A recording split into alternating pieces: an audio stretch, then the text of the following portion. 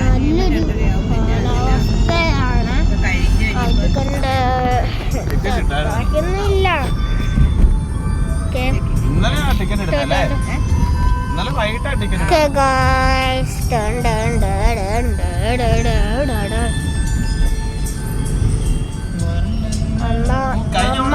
നമ്മുടെ എയർപോർട്ടിൽ എത്തിയിട്ട് നമ്മൾ വീഡിയോ എടുക്കുന്നതാണ്. അപ്പോൾ ഈ വീഡിയോ ഇഷ്ടപ്പെട്ടെങ്കിൽ ലൈക്ക് ചെയ്യണം, ഷെയർ ചെയ്യണം, സബ്സ്ക്രൈബ് ചെയ്യണം, ബെല്ലൈക്കൺ കിട്ടും. അപ്പോൾ അടുത്തൊരു വീഡിയോയിൽ കാണാം. Bye bye.